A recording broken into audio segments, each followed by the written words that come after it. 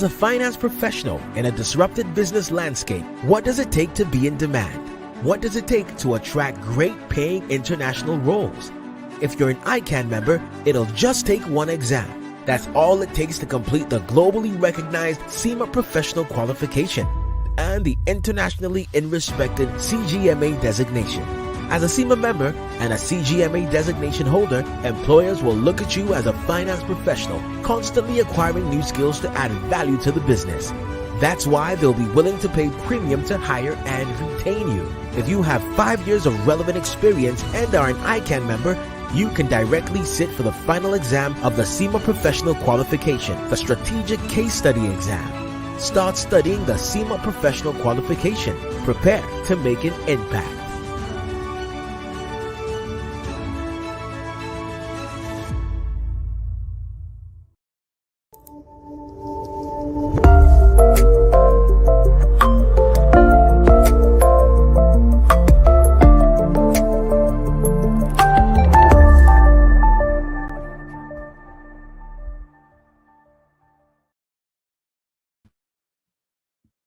Okay. Like you always say, they say in the modern business landscape, where digital technology is the driving force behind your operations, even the communication that we do, and even the growth. So this period where digital transformation comes with a pressing need to secure your digital assets effectively. And now this is the world of cybersecurity for businesses. And right here, ICAN on Air is here to bring you a very, very interesting topic, safeguarding your digital world, best practices for cybersecurity. My name remains Funmi Olani, and it's great to be here with you this evening. Good evening, ladies and gentlemen. Good evening to my dear colleagues, friends of chartered accountants of Nigeria, and also chartered accountants across the world. I want to say welcome to ICAN on Air again, and today we're discussing something very interesting, cybersecurity for digital world. What is the best practices for cybersecurity? We want to go on a break, and when we come back, we're bringing to you delectable, interesting. We have a guest, and it's a special guest because this topic is actually very special. So we'd like to go on a break, and we'll be right back after the break. Welcome again.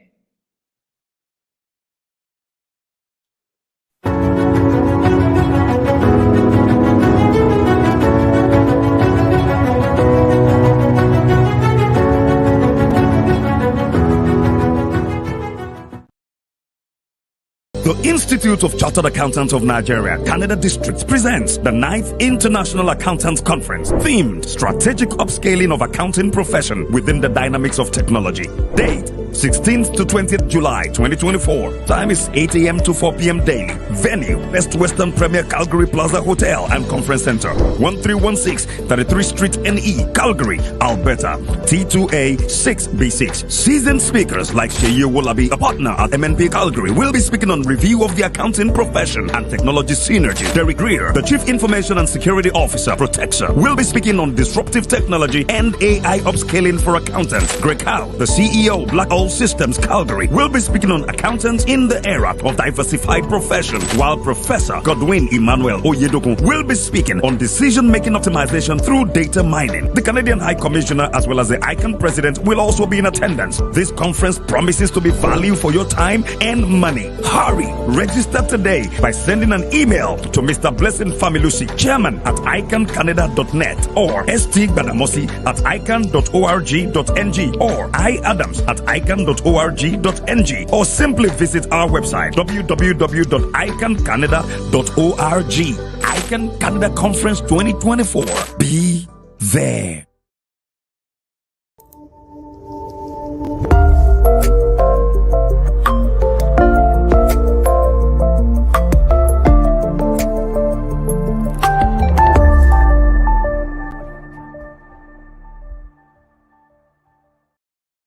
All right, welcome back again. It's still ICAN on Air, and it's an interesting evening because we'll be discussing something very interesting. It's the fourth day in the month of July 2024. Happy New Month, because this is the first time we're going to be engaging you this month. So, before the break, I mentioned that we have an interesting topic to discuss today. The topic is safeguarding your digital world, best practices for cybersecurity. And to do justice to this topic is Mr. Ghazali Abdulazeez. He's the founder. I'm just going to read his profile, but I'd like to say thank you so much for being part of this program, Mr. Ghazali.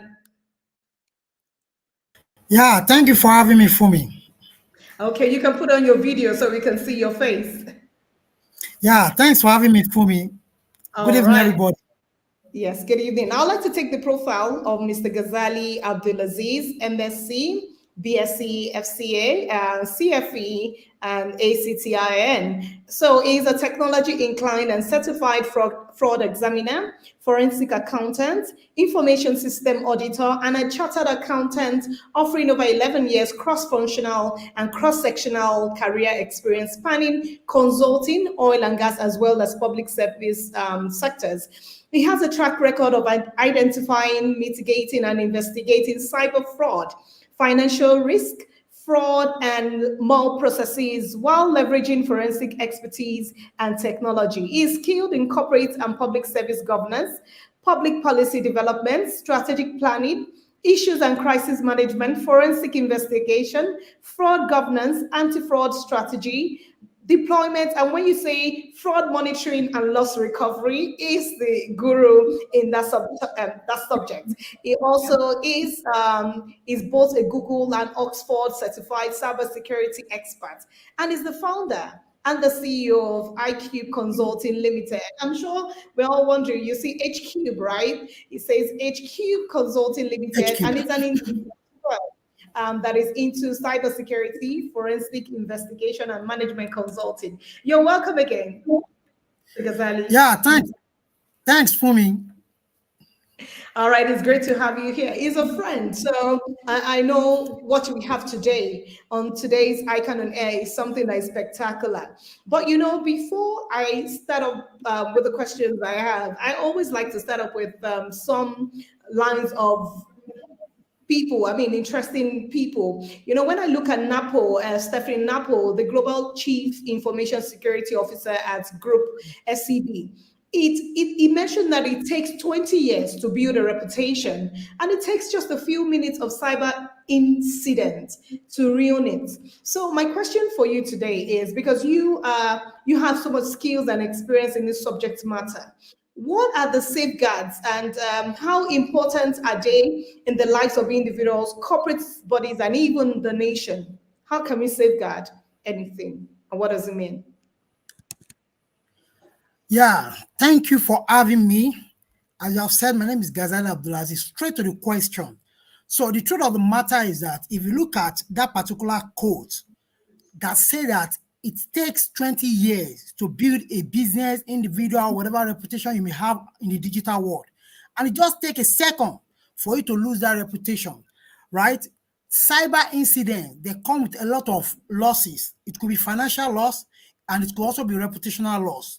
So if you look at reputational loss in this perspective, businesses are out there competing with other competitors in a particular market space. So what they are talking about is that if you look at businesses, most of the business process have been automated. Statistics has revealed that over 75% of business processes have been automated in order to give what we call convenient service to customers. In doing all this, it comes with a lot of innovative solutions, right? And for every innovative solution comes what we call vulnerability, right? And in the digital space, we say that for every innovative solutions, there lies inherent risk, right? So in taking measures, you have to put in place what we call safeguards. These safeguards will help you identify all those risks that you are exposed to. So measures are safeguards that you are putting in place so that you can have what we call safety nets, because there is no any process and there is no any nation, there is no any individual that is immune to what we call cyber attack. So measures are those things you have put in place. They are product of your risk management process. So when you talk about measures are those safety process you are putting in place as an organization, as an individual, as a nation, in order to what? To counteract what we call malicious actions. Malicious actions are taken by threat actors, either to bring your organization down, to disrupt your service, and also make you feel bad. There's what we call reputational damage, right? So measures are all those activities that are put in place, either from a preventive perspective, from a detective perspective, from a deterrence perspective. So preventive measures are put in place by organizations to do what? To give them a level of reasonable safeguard in case of what we call cyber attack. Thank you very much. All right, you're already taking us deep into it, and I'm enjoying the flow already. So, safeguard is what he has called the measure that you need to put in place in order not to have a reputational damage. So, as we go into the discourse, and I know we have global audience here, we all just perhaps let me speak for them.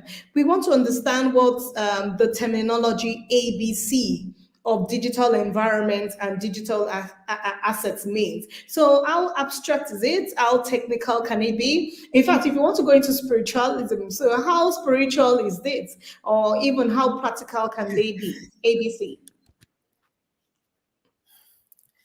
Well, basically, there is nothing like spirituality in digital environment, but we can talk about the abstract and the practical aspect of it, right? As I've stated earlier, the digital space is evolving, right? The way we do things as of yesterday is not the way we do things today, and the way we do things today will not be the same way we are going to be. Things are changing.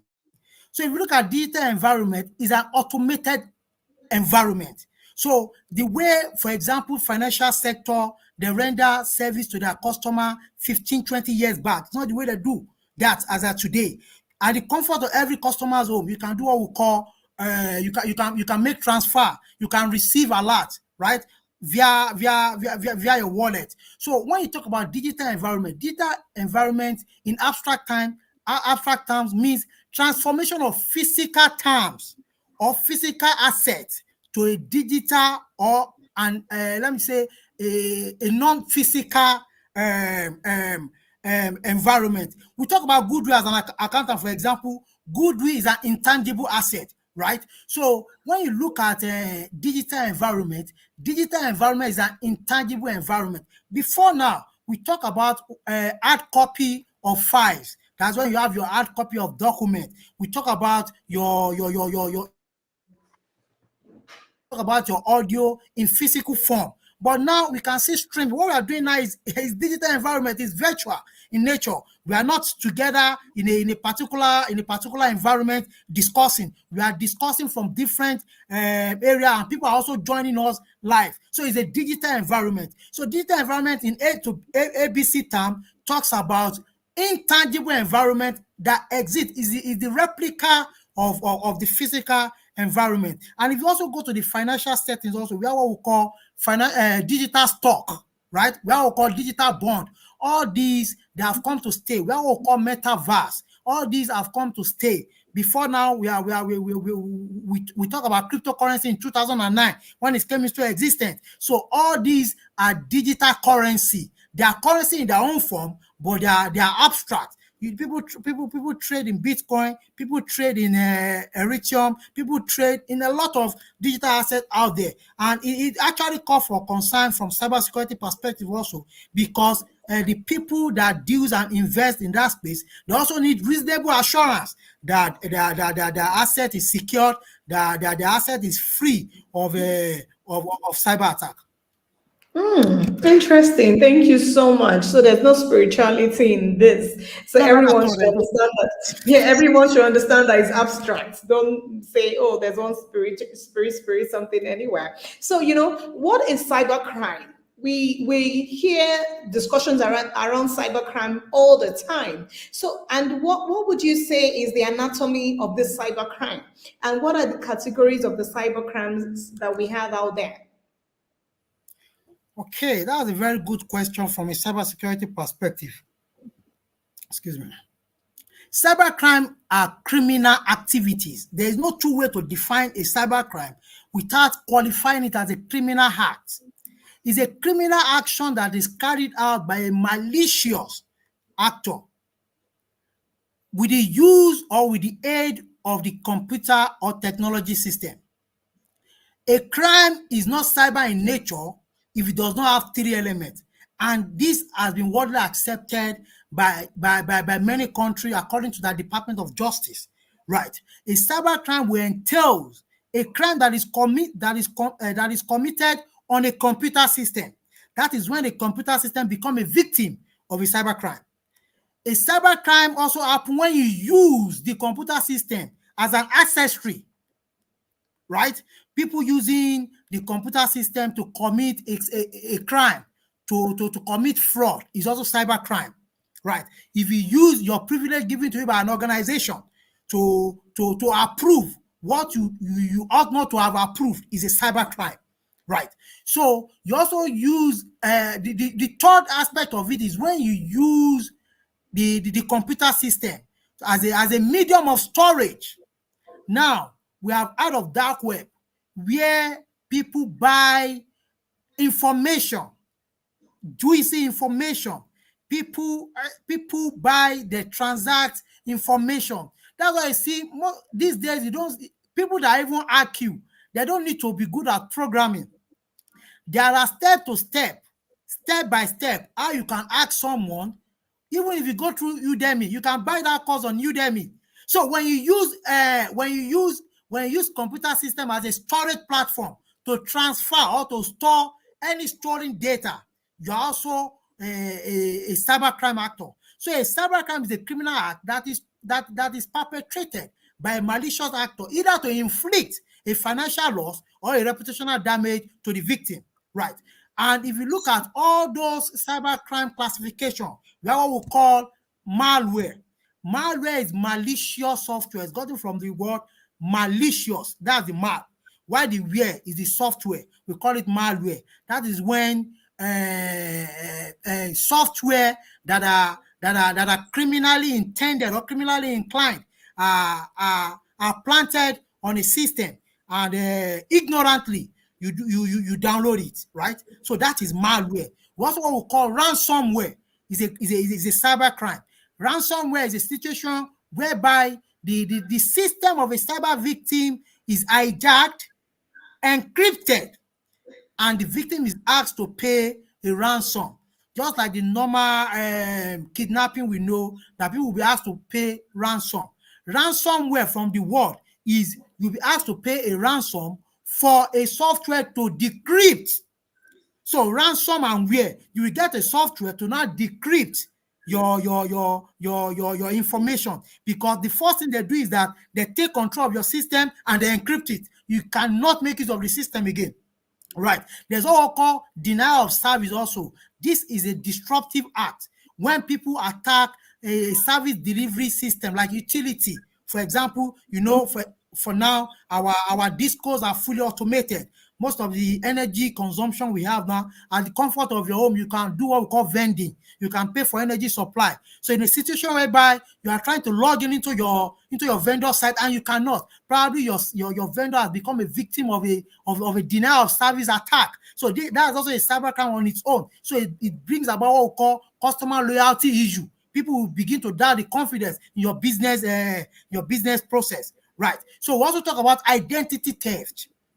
As we are seated here, as a cyber security expert, I can't be too sure that everybody that is on this call, they are real human beings. Because there's what we call deep fake. Right. So we'll see as we move ahead, we'll still talk about that. So there's what we call identity theft. People can steal your identity. They can buy it from the dark web. So if they have information about you, they can do what we call impersonation. They can impersonate you. There's what we call account takeover fraud also. There's investment fraud. In the cyberspace, there's investment fraud. And one of the big one is phishing.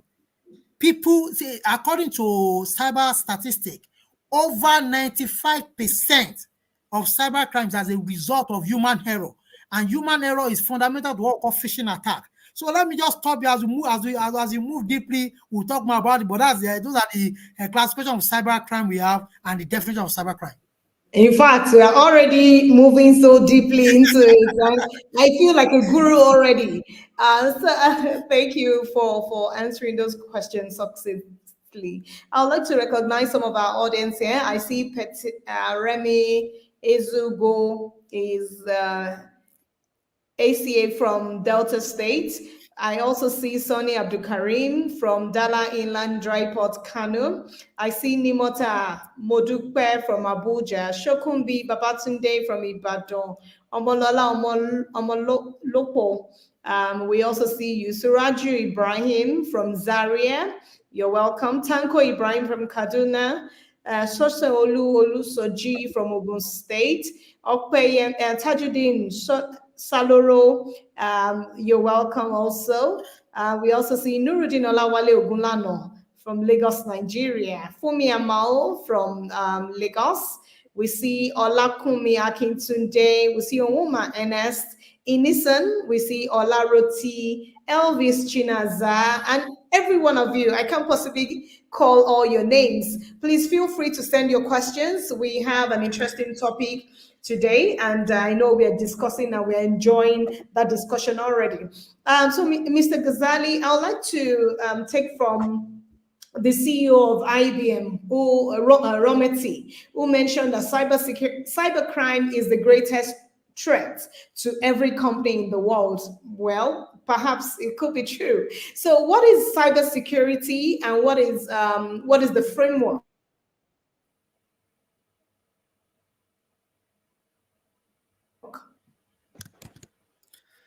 Yeah, before answer that, yeah, I think before answer that question, you asked a very critical question the other time about the anatomy of cybercrime, and I think I shouldn't skip that for the benefit of our audience, right? Because I don't want to go deeply, so I had to just. But let me talk about it. You see, cybercrime has stages. It doesn't just come into being. Nobody will just wake up and just attack you without having information. So there's what we call initial reconnaissance, right? People gather information about possible victim, right? So what they do is that they have what we call passive reconnaissance, and we have what we call active reconnaissance. Passive reconnaissance is when someone just go to a social media like the Facebook, right? Like LinkedIn, to see possible victim. It doesn't have anybody in mind. The person is just scanning through social media, right? So that is the passive way of gathering information, right? Another thing, after reconnaissance, this person have gotten a possible victim, right? The person will now move to what we call delivery and weaponization. Weaponization involve phishing and some other cybersecurity tools like scanning your network to look for possible vulnerability. The person will now do what we call delivery. The person will deliver what we call a payload. A payload, for example, malicious software I spoke about, that's malware. When somebody will just send a link to you, the person is delivering something to you, just like a courier, right? So after reconnaissance, getting information about you, the person moves to weaponization by trying to determine which of the weapon would he use. Most of the highest used weapon is phishing tools these days. People don't need to learn how to code. It's just to send you little information to claim as if they know you.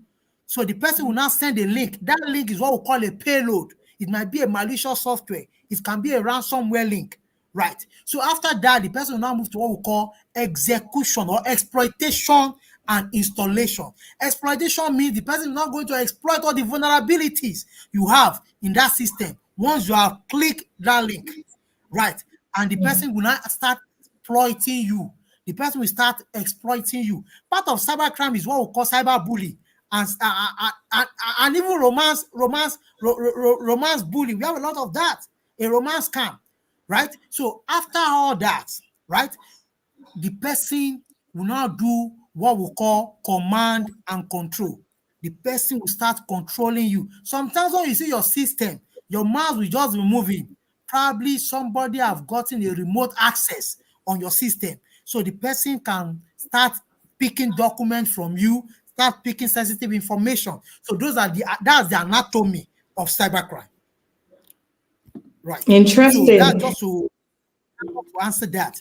But can you please now repeat your other questions so Yeah, that I can? so I mentioned what is cybersecurity framework and what is cybersecurity, for example. Yeah, basically, we've been talking about cybersecurity. If you Yeah. agree with me, So you cybersecurity put are all things those measures you put in place to make sure that you protect yourself against cyber attack. And we have spoken about what cyber attack or cyber crimes are. Yeah. Now, cybersecurity framework. There are lots of frameworks that we have out there, right? But most importantly, frameworks are policies, they are guidelines, they are standards that are put in place to better protect organization or to serve as a directional guidelines to organization. Before now, most of us, we don't know what cybersecurity is, right? And we need to be guided. And that is why we have organizations like GDPR, that's the Global Data Protection Regulation. Their job is to roll out standard, their job is to roll out guidelines, their job is to roll out regulation. But that is peculiar to the European countries, right? So since we are speaking in global perspective now, for the European countries, we have the GDPR, right? Now, if you now move to, if you move to US also, we have what we call Privacy Act to talk about data protection. In Nigeria, when you come home, we have our own Nigeria Data Protection Act as well. So these are frameworks that are put together. But practically, there's what we call ISO and IEC. ISO is International Organization of Standardization, right? That is International Electrotechnical Commission. For every organization, they have come up with about 114 regulations that can be adopted regardless of the sector in which the organization or that business operates, right? To serve as a first line of defense for them. These are easily adoptable, right? So organization can look at ISO/IEC. They have 114 cybersecurity guidelines and policy. And apart from that, we have what we call the NIST framework. This is a policy framework that came into timeline during the period of President Barack Obama in USA, right? This came into being when they analyzed their ecosystem and they observed that critical infrastructures, they are highly exposed. So there's what we call FBI and private sector partnership. So they came up with what we call NIST. It's a voluntary document that can be adopted. But for the operators of critical infrastructures, they advise them to adopt it so that infrastructure like their dam, their power line, their energy, their financial service, transportation can be well protected. So you don't need to do much, is to understand the policy. And that is why, if you look at, that's why I appreciate this question you are asking. We have regulations, we have frameworks that are already in place so that people can adopt it and they can just fit into that and move on. Thank you. Interesting. We have a lot of questions already from our audience, but because you answered a question with regards to cybersecurity, I just wanted you to finalize by letting us also understand how important the cybersecurity is in safeguarding digital assets and what you will call best approaches, or perhaps I should put it as the ways of safeguarding ourselves from cybersecurity attacks. Thank you very much. Cybersecurity is the way forward. There is no two way about it. Excuse me. You know, before now, control is physical in nature, right? We have the dead man door, we have burglaries, we have all these things that are put in place to ensure that organizational assets are intact. Countries, most times, they pay a lot of money to vigilante group. They pay a lot of money to bodyguard to serve as a deterrent, right? But these days, people don't need to be in your country to attack you, right? So cybersecurity has come to stay, and there's no way about it because organizations are going digital. Business processes are being automated on a daily basis because people need convenient way of service. And in doing all this, we must do what we call We must do what we call parity of convenience with security. An organization must not only render a convenient service, but they must render a convenient and secure service. And that is why we are talking about cybersecurity. So what are the ways or to go about this? The first thing you need to do, even according to the framework, the NIST framework and others, is to do what we call identification. You cannot protect what you don't know. As an organization, as individual, as government, you must identify your sensitive, your critical assets. That if anything happens to them, your going concern is in jeopardy. And that is why there's an article I wrote sometime in the past is about cybersecurity, a tool for going concern. Right? Profit maximization is not only a tool for going concern these days. Cybersecurity, because you are exposed as your weakest link. Your employees are important. You need to bring them into the cybersecurity space. So identification of assets, all those critical assets that you use to render service to your customers, you must identify them. Even to USB. USB is very critical. Employee goes on training these days, they give them USB, they come back to the organization, they just plug the USB. That is why we talk about you disabling all those endpoint portals that are not necessary. And that's why when you go to some organization, you cannot use USB there. That is about identification of assets. The next thing is protection. Protection has to deal with your risk management policy. You must identify your risk appetite.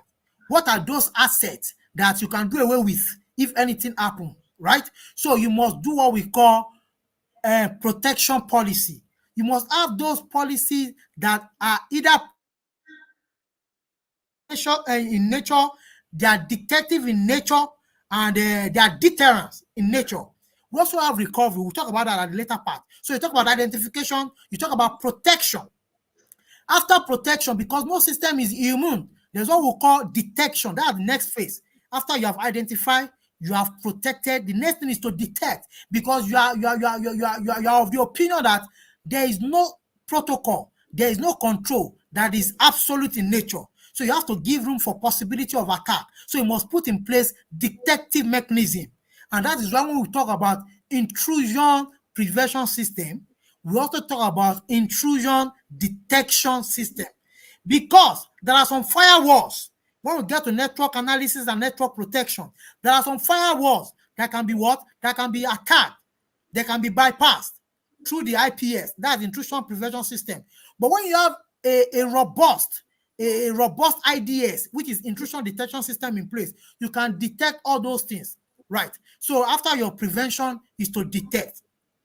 Now, if you have detect, the next thing is to do what we call, you have to what? Recover. And that is when we talk about business resilience plan, right? You must have business continuity plan in place.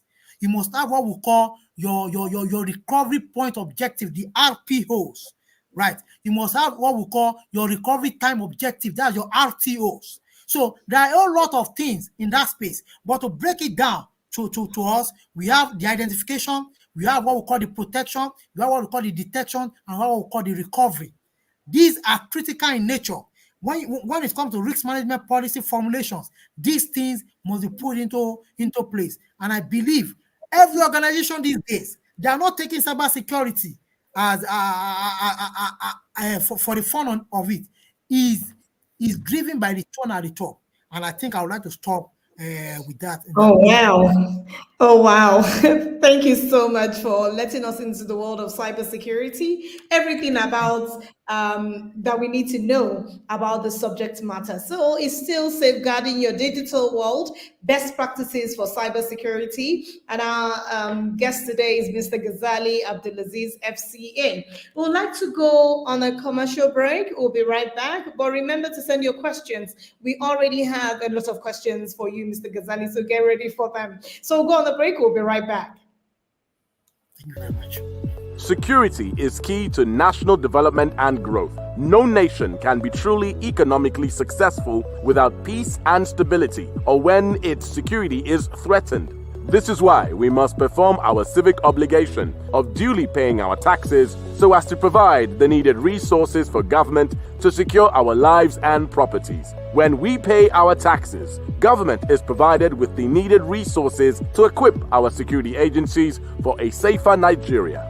The money we pay as taxes is used to purchase equipment and hardware, invest in intelligence and other sophisticated technology, as well as cater for the welfare of all security personnel. A secure nation is a prosperous nation. Nigeria is safer when we pay our taxes. FIRS, it pays to pay your tax.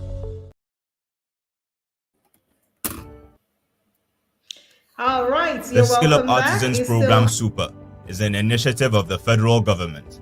The aim of Super is to upskill Nigerian artisans for better employability.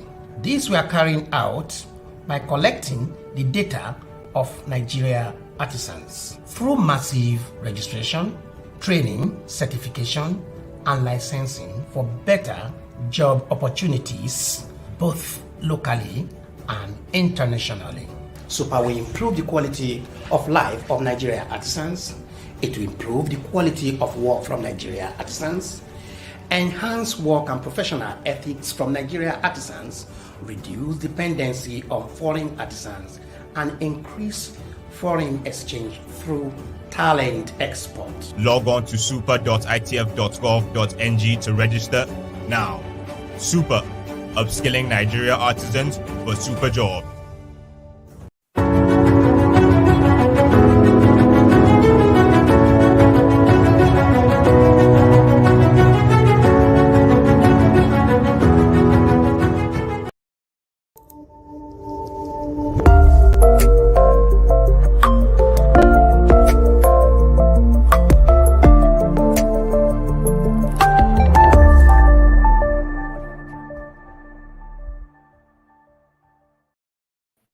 You're welcome back to ICAN on Air, and we still have our guest here, Mr. Ghazali Abdulazeez, the founder, Hqube Consulting Limited, and he's discussing safeguarding your digital world, best practices for cybersecurity.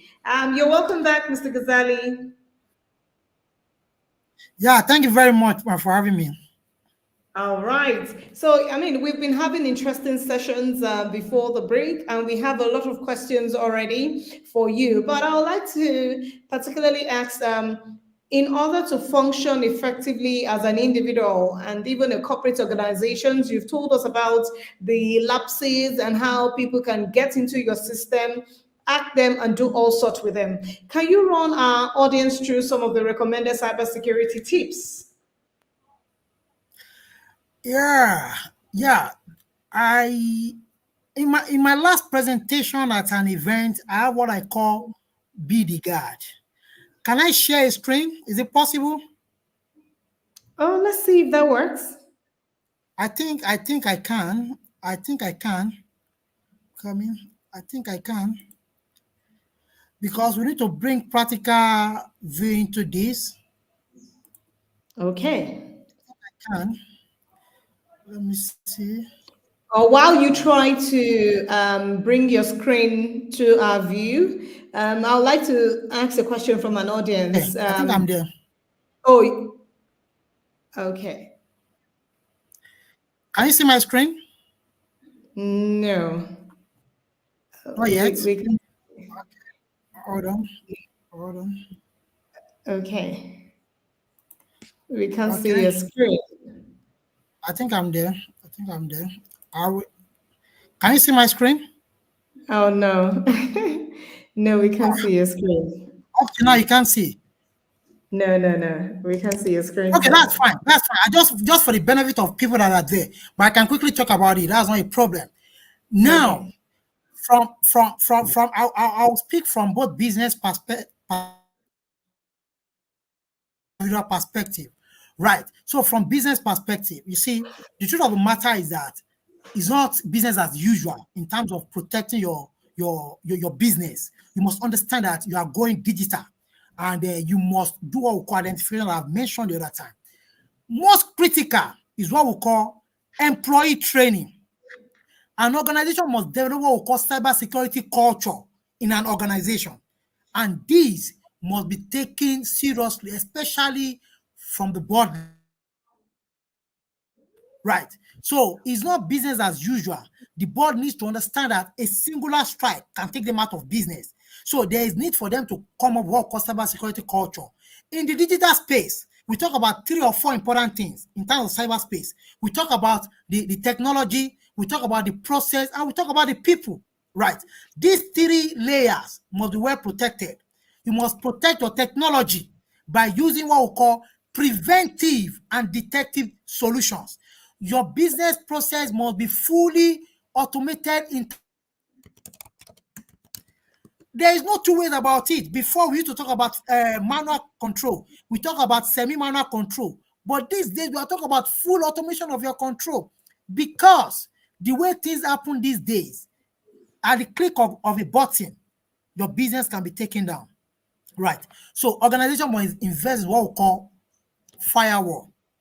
There is no organization that carries out business today without having digital presence. Right. So your network must be well protected. And must do what we call regular audits of your SPOs, your service providers. The people that are your network vendors, are you sure they're not also exposed? Because there's what we call third-party attack in cybersecurity. There is a supply chain attack. So for business organization, you must identify that you are interrelated with your customers, with your employees, and with your vendors. So you must bring them to the table, that your vendors, how protected are they? These days, we are talking about cloud service. People are using like AWS, the Amazon Web Service. Now, you must do what we call a critical audit at your own level to be sure that your vendors are not exposed. So business must make sure they put in place all these detective and preventive practices by making sure that everybody that is interrelated to them, from a customer perspective to employee perspective and vendor perspective.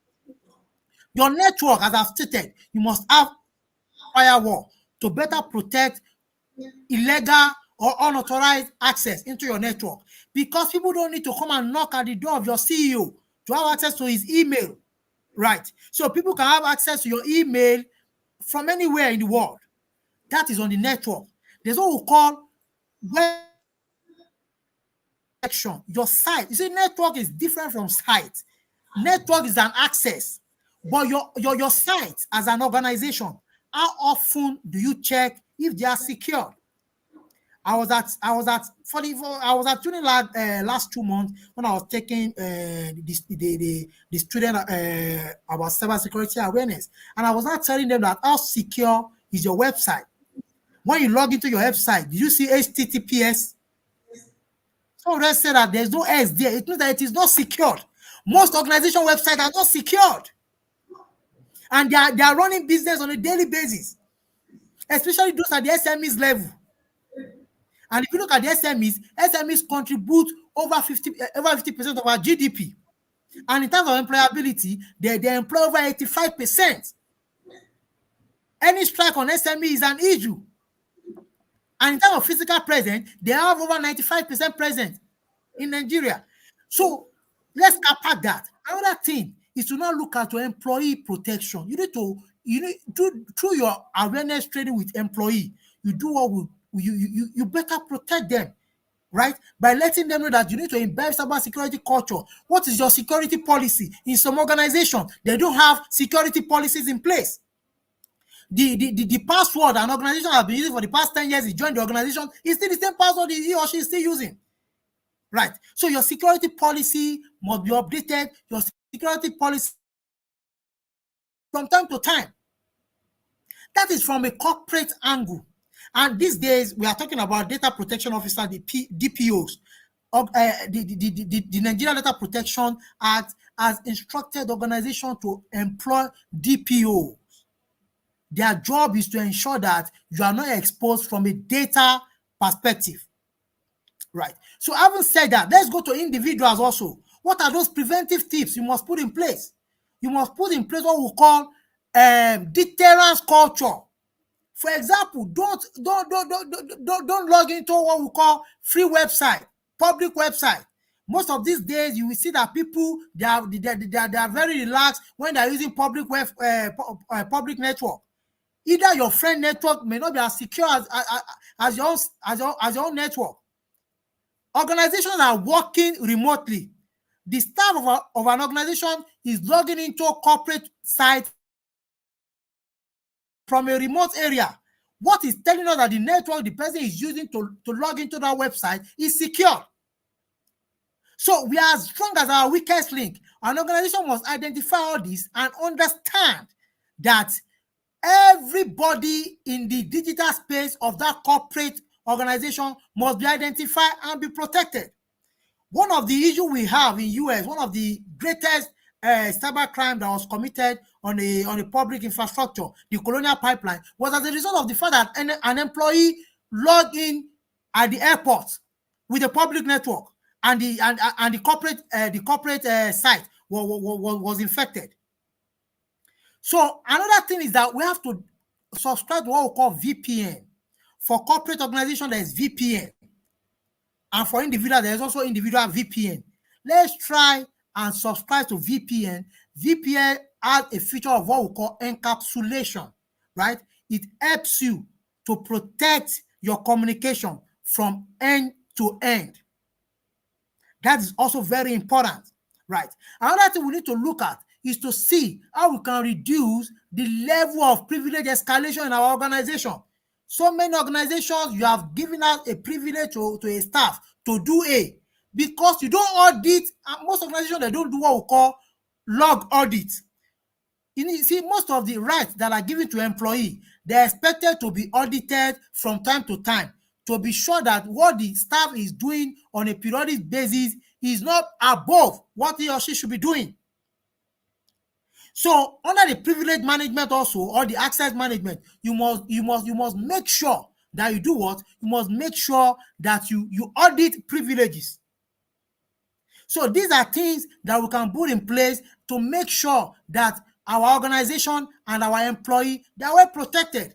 And individuals also, let's always try to ensure that we password our system. Our system should not be passworded with ordinary password like 123, 1234. No, let's password our system with what we call passphrase. That's a combination of word and letters and special characters. Okay, I can see my screen. I think you are sharing my screen a bit now. Probably you have access to my system. That's fine. So all those things, there are a lot of things. I've mentioned a lot of things here about that. Another thing is that let us always do what we call backup. Most organizations, they don't back up their system. It is only when they are attacked, they now begin to run helter-skelter. Backup is very, very sensitive. You must back up both online and you must also back up offline.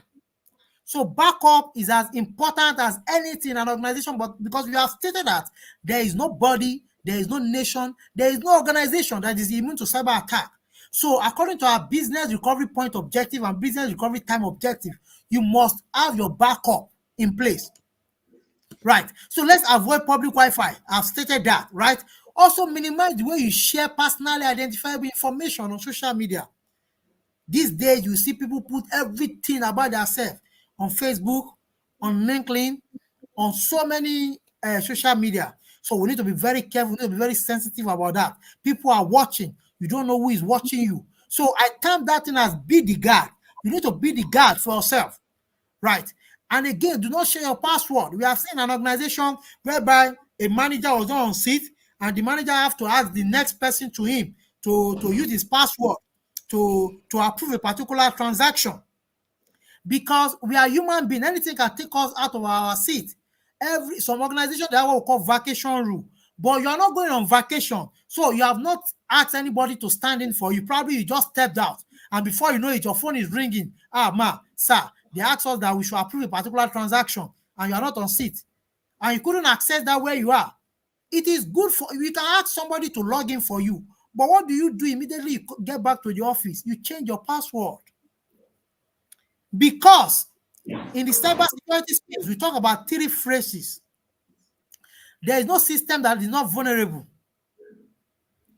The second thing is that every vulnerability will be exploited one day. The third thing is that human beings should not trust, but they still trust. Yeah. So these are the things.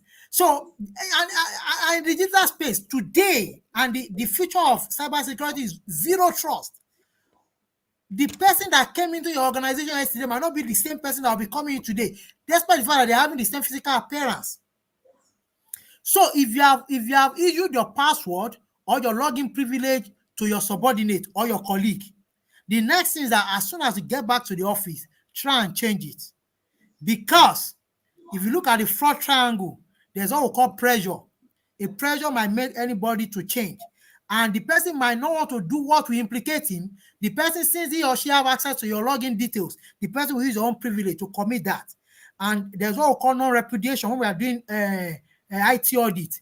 Once we are seeing your login credentials, we assume that you are the person. So it's as good as you are the one. So if you are sharing your login details as a result of necessity, try and do what? Try and change it as soon as you get there. So these are just little tips. And I believe from time to time, we can be putting these out at ICAN Journal so that our professional members can also learn from it. Thanks for having me. Thank you so much. You see how robust that is. I want to take the audience question so we can project it right now. I mean, we have a lot of interesting questions from the audience. So, okay, so this says from Shokumbi Babatunde, it has been observed that Nigerian business owners suffer losses of some amount of money into internet fraudsters due to unauthorization of financial transactions. How can this ugly incident be checked? How can a management or firm place a strong security password into their financial institutions with the help of the internal control system mechanism? Yeah, thank you very much. The truth of the matter is that if you look at the communique of the Nigeria Communication Commission, early this year, I think the first quarter, in April, it stated that Nigeria lose $500 million on an annual basis to cybercrime. It's a no-brainer. That's the statistic. And the global cybercrime market is expected to grow exponentially. In 2025, it has been forecasted that the cybercrime market value will be about $10.5 trillion. There are also articles that stated that if cybersecurity space is to be an economy, it's going to be the third largest economy in the world in terms of GDP. So it shows that volume is going into that space, right? So we are still there. There is no system that is immune of that. So the follow-up or the answer to that question is the next question the person asked. That what are those security policies that can be put in place by an organization? And thanks for coming up with that question. You see, in the cybersecurity space, there's what we call dictionary attack. People through brute force attack.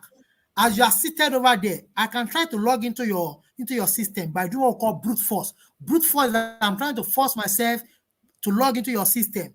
One of the ways I can do that is dictionary attack. There are registered password names already that we have out there. So I can install that dictionary software on your system and to see if you have any password that is very close or that is the same thing with what we have there. And before you know it, I will have access to your system. So one of the things an organization must put in place is that you don't joke with security policy. You must have policy documents. The board must approve of it because cybersecurity is a business discussion. It's not an operational discussion, right? So for every organization, security policy must be well written and well communicated to staff. And not only staff. Remember that I said that as an organization, you are surrounded by your employees, your customers, and your vendors. Organizations have been attacked because a particular vendor was exposed. Organizations have been attacked because what? Because a particular customer was exposed. So you have to understand that policy is very important. Now, when you talk about password is not just Ghazali 1, Ghazali. No. You have to use combination of small letter, caps letter, and numbers and special characters. That is what we are talking about. And that is the way to go about all this. And not only doing that, you must make sure that those passwords expires periodically. They must expire maximum. It depends on your risk appetite as an organization. Some organization, the password of employee or customers or vendors will be changed on a monthly basis. Some on a fortnight basis. Some 3 months. It depends on your risk appetite. Right. But all this must be put in place. Another fundamental mistakes organization make is this. Every server you see, they serve a particular purpose. That's why they are called server. There is a server that has the password of an organization. We have done a penetration testing on a particular organization. And when we attacked the password server, everything was in plain text. The password server must not be in plain text, but in ciphertext. It means that the server that warehouse all the password in an organization, even the password a customer puts in on the app or on the website is residing somewhere in the bank. Imagine if the server of that bank is exposed and it is attacked. And that is why customers of organization of a particular bank is not because the customer was careless, but probably there's what we call data leakage. If a bank has experienced what we call data leakage and a malicious actor had access to that server, they can do what we call data exfiltration. That is, they will pull sensitive information and they will use it against the customers of the bank. So let me not go too deep in that. There's so much to discuss on this topic. I mean, it's quite intriguing to know that all these things are not known by a lot of us. But thank you so much. I saw a question around how can police use cybersecurity and safeguarding. I saw another question on certification, on what certificate do we need to be like you, for example. But I want to wrap this up because, time is truly not on our side. And my last question to you will be that if there are ways I can't hear you at all. I'm losing you. I can't hear you at all. Oh, okay. I don't know. Okay, I can hear you now.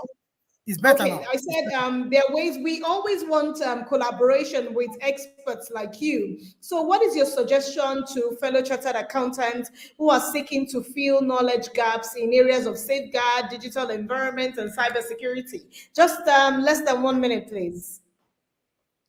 So you see, the way forward is that we're all involved, right? The digital space is interconnected. We're all involved in this. And professional bodies are doing a whole lot. I can tell you that I've also been involved at the faculty level. They have had a lot of programs that have been invited to speak at that level.